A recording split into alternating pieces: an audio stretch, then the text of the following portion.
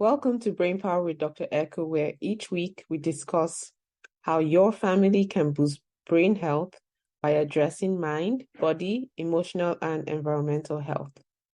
And now here's the episode. Hello, parents. Welcome to another episode of Brain Power with Dr. Echo. I hope your day is going great. I wanted to introduce you to an amazing friend I am going to interview today. Her name is Dr. Sara Ionescu. So, as always, I'm going to let her introduce herself because she does a better job at it than I could do reading a bio. So, Dr. Sara, welcome to the show. Yeah, thank you so much, Dr. Echo. I'm so glad to be here and thank you for the opportunity. So, like Dr. Echo said, my name is Dr. Sara Ionescu. I am a family medicine physician. I'm a wife. I am a mom of four, currently expecting number five, and I am an exercise enthusiast. So, right now, I am creating exercise content online with a lot of mindset stuff weaved in. And my inspiration for that was just that I am very passionate about movement. I'm wanting to inspire others to move in a simple but consistent way and to hopefully see mental and physical health wins that I have seen with exercising consistently on a regular basis. Wow. So, you're going to need to do consults for me after this. Wee, Lordy. That's the thing. Yeah, Yes. So that's wonderful. And you're a family physician, right? So you correct. Yep. consult children and their parents. So that's an amazing way to instill that starting from a young age. And I know that's really your passion is helping parents involve their kids while they're young so that it's a lifestyle, right? Yes, absolutely. Yeah. So let's talk about that. First of all, why is it important for young kids to be active? And what does that really Yeah. So I think it's exactly like you said, Dr. Echo. I think when it is instilled in them from a young age, what I've noticed both with my patients, but also with my own children is it's just part of their everyday routine. It's part of their nature. So for us, from the very beginning with our first daughter, we had her outside, when it was weather appropriate in the stroller. She got used to doing all of that. We're constantly doing lots of activities that involve movement. And so now she is 6 and has 3 younger brothers. And we've just kind of continued that along where it's not okay, it's exercise time and here's what we're doing for our exercise, but their play involves a lot of physical movement, which I think is very important because, like I said, it just becomes part of their nature and it's less challenging as they get older to continue that. I will say, I don't think that means if you have kids that are, teenagers or older, that it's impossible to get them moving. I think it's just if you have little ones, it's a lot easier to instill that, from the beginning as part of their growth and their everyday. Yes, you're absolutely right because then it becomes second nature to them. And I like that you said it's not exercise time. It's just that what you're doing for them involves exercise. So I'm going to take a guess that that means they have less screen time and more active play time. Right. Right. And I will say another thing that I've started to really be intentional about is having less scheduled activity time and more time where they can make choices. And what I've actually found is they will actually choose activities that involve more movement. And a lot of times I was, talking to a parent of a patient one time and it was like, do you ever brush your kids' teeth and you're like, please stop moving, stop wiggling, stop moving. And there's so many times in a day, I think, where we can find ourselves asking them to stop moving, but that's actually in their nature. They're meant to be moving like that. And so I think it's also important to be aware of how you're getting them to do the things that you want them to do and maybe just hone it down so it's not dangerous, but they can be moving or wiggling during some of these activities, if it's safe. But I think incorporating that physical activity, even when they're doing more sit down type things like crafts, get up and take a break. We're going to do a lap around whatever it is to kind of incorporate that physical piece as well. Oh, I'm still stuck on the us saying several times a day, stop moving, because that's what. Yes. Oh, I know. Yeah. Yeah. So true. And our words carry so much weight. Just like how the Hmm. research about how many times we tell kids no, no, no, no, no. And then now it's like hard for them to figure out the yeses because it's all they hear is no. Wow. Right. Yeah. Yeah. And I think, like I said, I think a lot of times in school, especially as they get older, there's focus on staying in your seat and staying still. And that's why, with my kids that are in school, it's like the moment we get home, it's like get outside and run, like get it all out, get all that movement, all that energy that you've been kind of needing to stay still. And that's why when we're doing things at home in the summer that are more, stationary, we will take breaks that are get up and jump around or, go up to your room and get something so that you get a little bit of that wiggly energy, but then you can also go back to some of the more like brain focused tasks. Yeah. And that's actually called a brain break. Wait, because the movement is creating more Right. brain because the brain needs the most oxygen. So that's a whole, you, That's a whole separate science that's a class. whole thing. That's wonderful. So you've described, so how can parents be intentional about doing this? Like what are some, so okay, I can hear a parent say, I'm overwhelmed, or my kid that I'm just tired. Like how can busy parents build this in without feeling the overwhelm? Sure. So I think, some of the things I try to do when it's times where it feels like, oh gosh, getting everybody up and ready to go and get outside is like almost too much.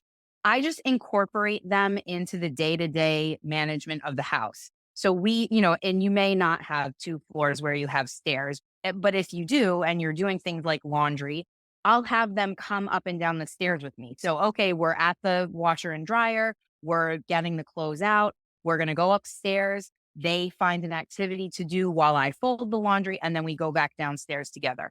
As opposed to, they're sitting on the couch watching TV while I'm doing some of these chores.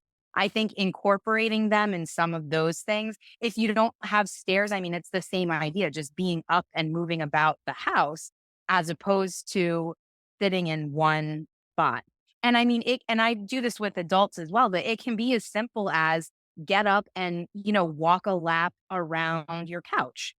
Often, like when it's raining here, because I know that weather, especially if you live somewhere where it's seasonal and it can be chilly, like we'll set up silly little obstacle courses in the house where it'll be, do a lap around the couch, go up the stairs, do jumping jacks in this one spot. So they have different activities to do. It's fun for them because it's like a little game, but they're also, you're building in that movement. And at the same time, if you have something that you need to be getting done, you can kind of multitask in that way where they're doing something, but you can also do something that you might need to be getting done.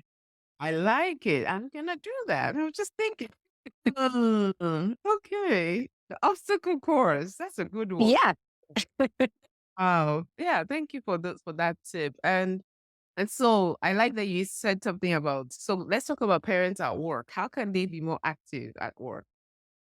Yeah. So I think, just like I was saying, when the kids are doing an activity that maybe more sitting or still focused, just taking those breaks. If you can, even if it's every half an hour, every hour, and it may not even be that you leave where you are, but if you can just stand up and march in place, if you have an office, do a lap, get up and walk to, the bathroom or go up a flight of stairs. These are some simple ways where you can just move a little bit more in your day.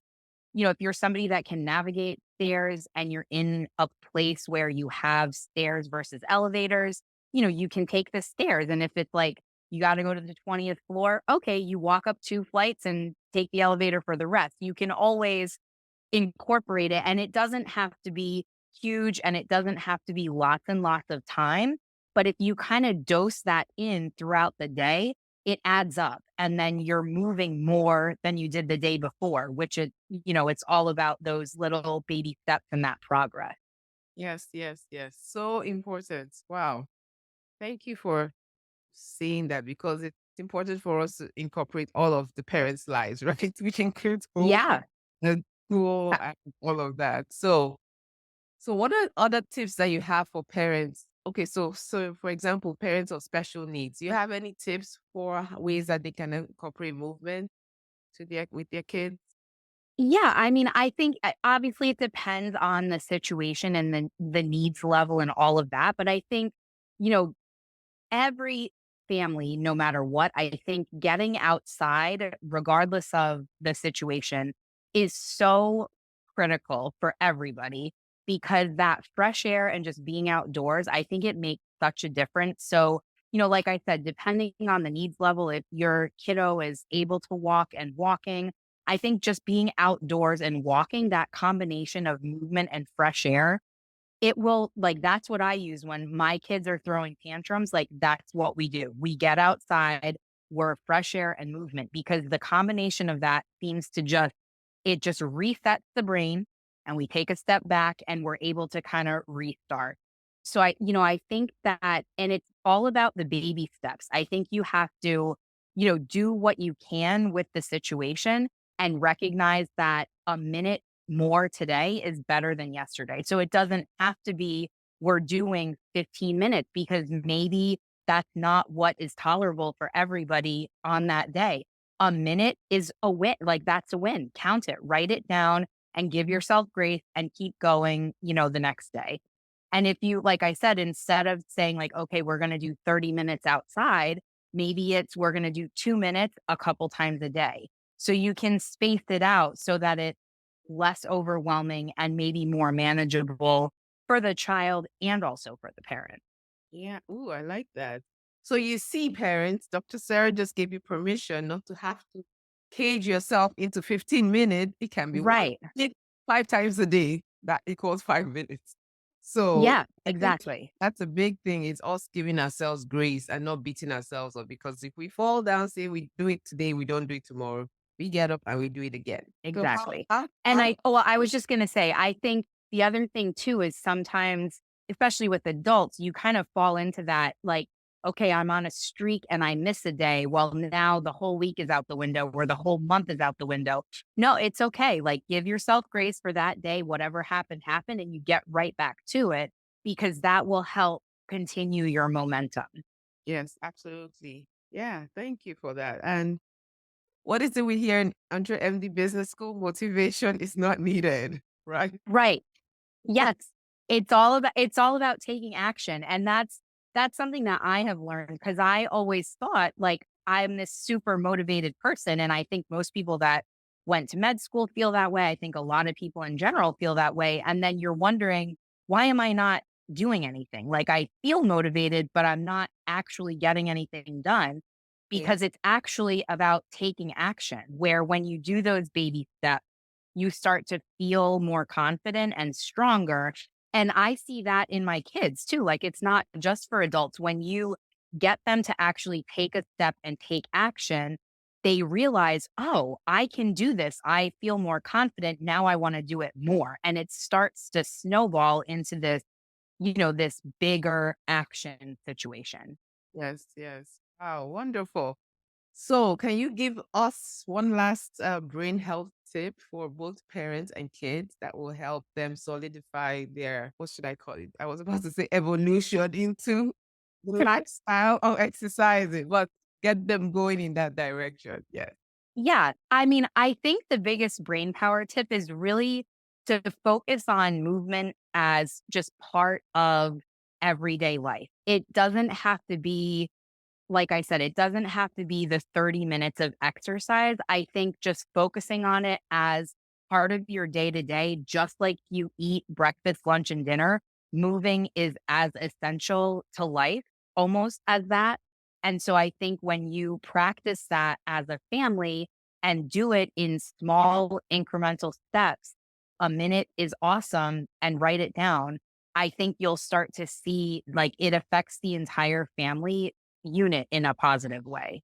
Yes, yes, yes. Wonderful. Thank you so much. So please tell our listeners where they can find out more about all the amazing contents that you have.